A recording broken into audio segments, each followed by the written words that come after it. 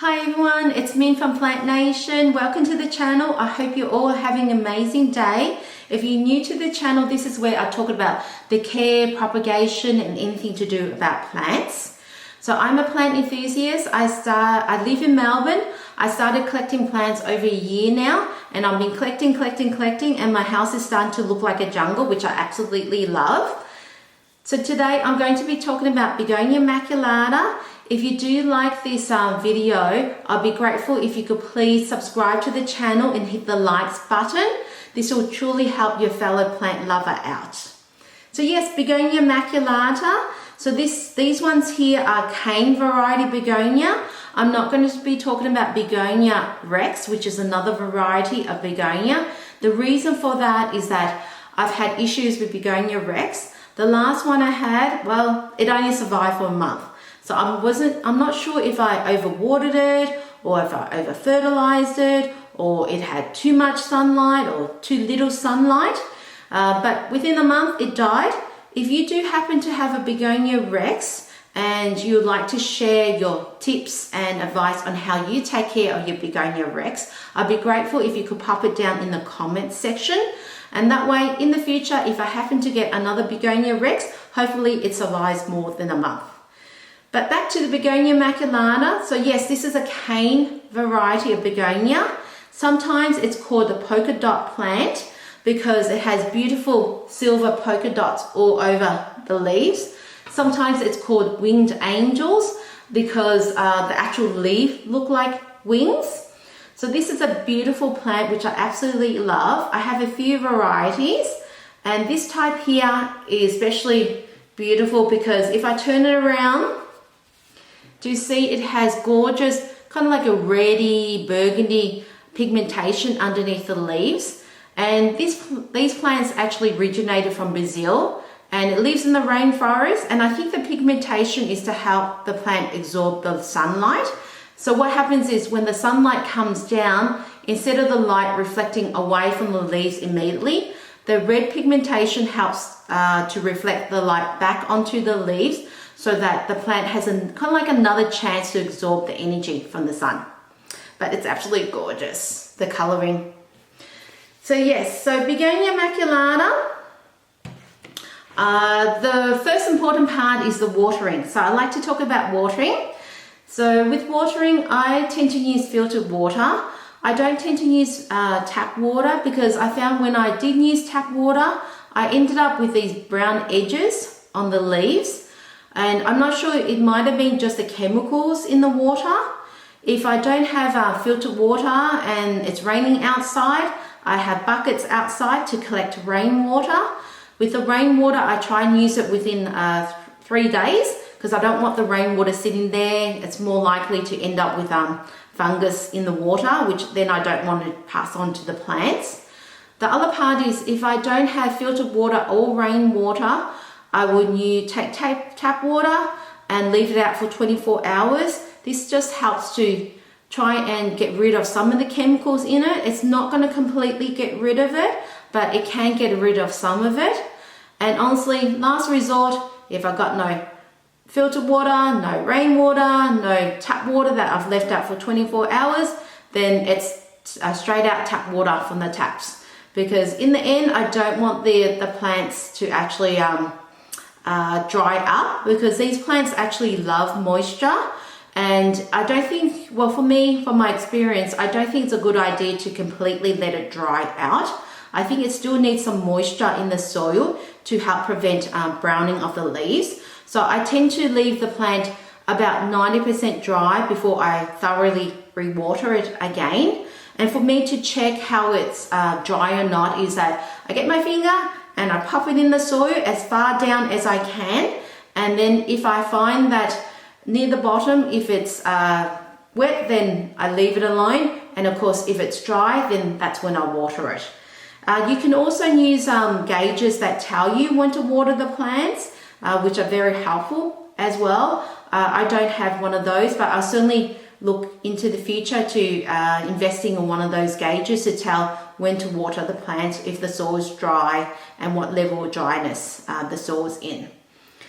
The other part to when watering the plants is that these plants do not like water on its leaves, does not like water on the stem. So try and water it around the plant and not on the leaves and not on the stem. I tend to water also in the morning rather than in the evening. The reason for that is that, yes, these plants are very prone to root rot. So if I water it in the morning, and if on that day I happen to overwater it, it has more chance of there's more chance of the water evaporating and reducing the risk of root rot. So when I do water it, yes, I do thoroughly water it. So I make sure that the water is coming down from the drain hole, and I make sure it's draining out for probably about a minute. And then the excess water, I never let the pot sit into that excess water because it's just going to make the soil soggy, and that's just a recipe for root rot. If I find that if there is root rot, what I would do is that I would repot the plant, get rid of any disease roots, get rid of any areas that are rotting, any areas that the roots don't look healthy, put into fresh soil and into a fresh pot as well. Sometimes that might not work as well. If there's too much root rot, the plant may just die regardless of repotting it. Now the other part is to help with reducing the risk of root rot. I tend to plant my Begonia Maculata into a terracotta pot. So I choose the terracotta pot because with this type of material, it's not just draining from the bottom, the water's not draining from the bottom, it's also evaporating from the sides of the pot. I try to avoid pots like these, which is a plastic pot. I happen to have this one in the plastic pot because I ran out of terracotta pots and I just need to go and buy more. So with terracotta pots, yes, I love it because it's evaporating from the side. So I'm an overwaterer. I tend to water my plants too much, and this is one of the ways to prevent root rot. And I just like the way it looks. I don't like glazed terracotta because that's a pot where it will hold more water into the plant and less likely for the water to. What I do is when I pot it into a pot, what I do is use horticultural charcoal. So I tend to put a layer of horticultural charcoal at the bottom, and some people use broken terracotta pots, pieces of it. Some people use stone. The reason for that is that it's just to try and improve drainage and also to avoid the drainage holes from becoming blocked up. I like the charcoal. The reason for that is that with charcoal, it tends to prevent things like bacteria and prevent things like fungus because it kind of cleans the water. So it's another way to reduce the risk of root rot. With the soil, the plant likes things like the soil to be moist but not soggy. So I tend to use a soil type that's quite airy and light and not one that's hard and thick. So I would avoid cacti soil. So in the soil mix, I tend to use 60% of premium potting mix. I use 20% of orchid mix, and then I use 20% perlite. I find that combination works really well for me. If you do have a different combination, just pop it down in the comment section. I'll be really interested to see what sort of soil you use and what actually works for yourself, because every has different combinations. Everybody lives in different areas, so the soil has to suit the actual area that the person lives in. So I tend to, but the main part is with anything to have a soil that is quite airy is still important, and a soil that drains very well but still maintains a little bit of moisture. I would like to talk about fertilizing. So when I water these plants, especially when it's the growing season, which tends to be like the spring, the summer time, and the plants are producing a lot of leaves, I tend to use liquid fertilizer. There is already a little bit of long release fertilizer already in the plant. So with those growing season, I like to help it out a little bit more by giving it liquid fertilizer. So when I'm watering it, I tend to use about 1/4 of the strength of the fertilizer. the liquid fertilizer in the water. And I usually do that probably, I would say probably once every 2 weeks, maybe once every 3 weeks, just to make sure that the plant has enough nutrients to produce more leaves and to actually produce better roots as well. So next I like to talk about light requirement.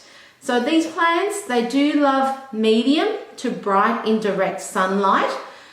Please avoid direct sunlight onto the plant because the leaves are quite delicate, and popping the plant into direct sunlight will actually burn the leaves. So they like medium to bright indirect sunlight. So all these plants are sitting near a south-facing window. It's probably about 2 meters away from the south-facing window. In winter, I might bring it a little bit closer, depending on the day. In summer, when it's a lot more sunlight and the sunlight's a lot harsher, I might pull it back. So I might pull it back all the way to 3 meters. And so it really depends on your light condition, how you place your plant. But the main part is to pop the plant in medium to bright indirect sunlight. Temperature. So these plants are prone to frost. So please don't place it in an area that's going to get frost.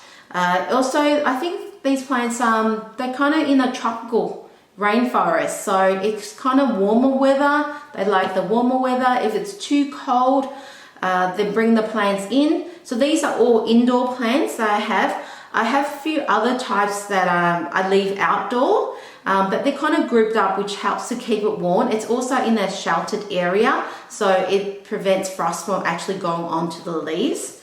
So they tend to thrive from at least around about 15 degrees and all the way up to about 30 degrees. Beyond those extremes there, then the plant is either too cold or it's actually going to get too hot, and the chances of the leaves burning in the hot weather is a lot higher.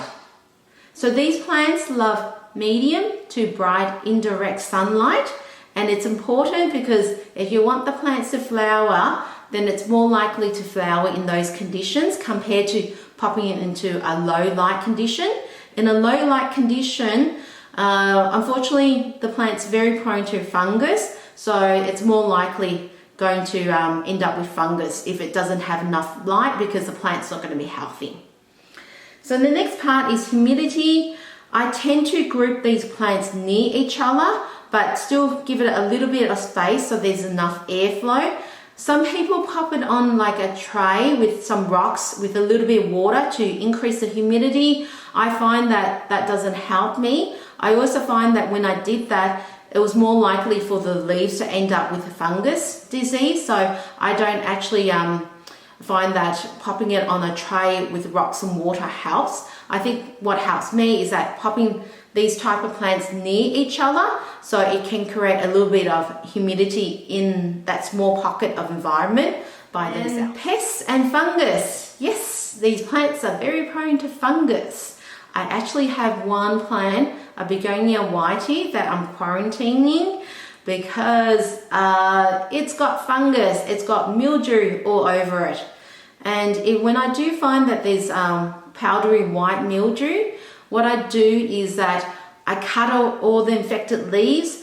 I throw the leaves straight into the bin, not the compost bin, but straight into the bin, because I don't want that mildew spreading. Then I use something like this.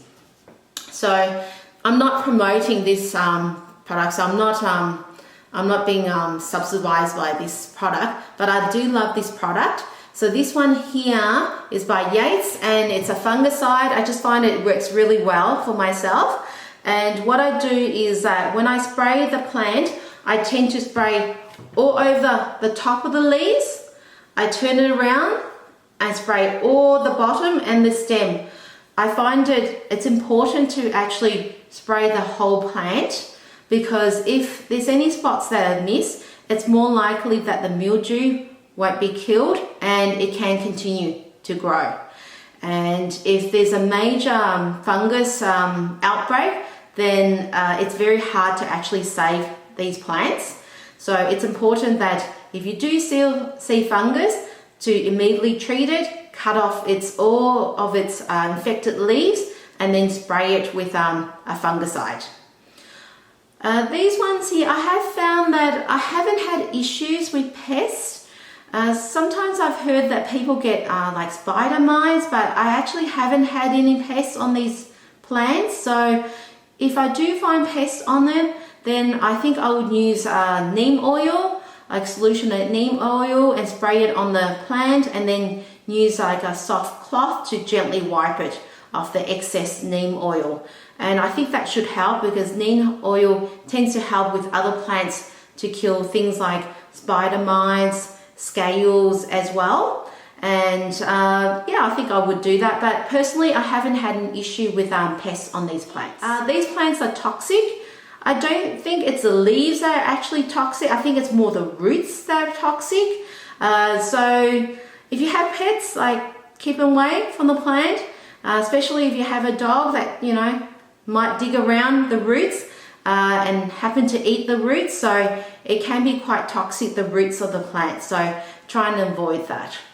So there are my tips and advice on how to take care of Begonia maculata. If you do have other tips that you'd like to share, please pop in the comment section. I would love to read them and incorporate them into my care routine of these plants.